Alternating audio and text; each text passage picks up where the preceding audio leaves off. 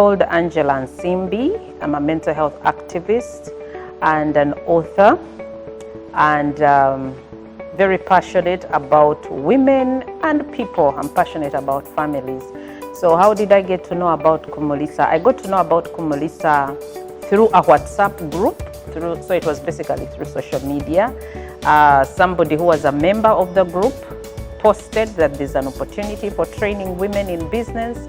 And what I do in terms of my mental health awareness, I do it also as a business. I write books, and I've actually managed to write my second book. It's right here, Arise and Shine, and it is a devotional to help women with their mental health struggles and also to help them develop resilience. So my experience being in Kumulisa has helped me learn the power of networks. I've been able to actually get some engagements in this line because it's a service. What I do is really a service, creating awareness, supporting people with their mental health. And I was able to get a referral through the ladies that I trained with. And also I have been able to network with people beyond our group because we have been trained to learn to market ourselves. So by learning to market ourselves, I have also spread my wings by going to places where people are talking about the mental health issue, because it has been a challenge in our country lately, sadly, with some people taking their lives actually since end of May. So some of the spaces I have been able to go to Parliament. I have been able to be involved in the National Mental Health Conference. That is the third one this year. And that has helped me get more collaborations, get more people out there who I can work with and spread the mental health gospel. I call it the mental health gospel. So another thing that I have learned is that we are better together as women, because when we learn to harness our strength as women in togetherness, we are able to achieve much more. Because you can have a vision, and it is a big vision, but the only way you can manage that vision is when you involve other people. So this is an initiative I had already started though before joining Kumulisa, but I have been able to be supported by some of the women in terms of marketing my idea. The initiative that I'm talking about is called the Ketura Mental Health Awards.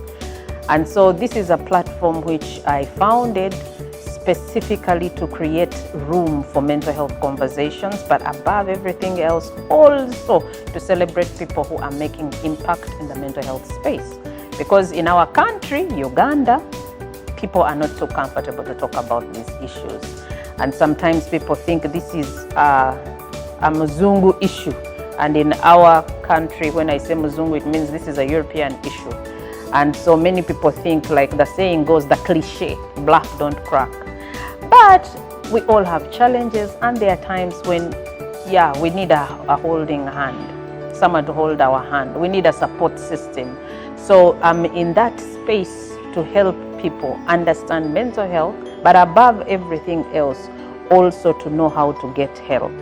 And so I've been able to learn also keeping records, because that one has also been a challenge. Keeping records when you make sales, how do you keep records to make sure that you're also earning money and making profit? Because if you don't keep records, you'll not know that you're earning. And you don't know how much you're bringing in, you'll not know if it's profitable. And another thing that I have learned is that when we write, it is more powerful. Because when I have written the vision of those mental health awards, I was able to pitch better. I was able to bring more people to understand the concept better. And that has helped me along the journey, my business journey. So apart from that, because I do many things in terms of business, apart from being a mental health activist, I write the books, like I have said. I've been able also to join other initiatives which promote Christian literature in our country. But it's not just Uganda, it's also in Kenya.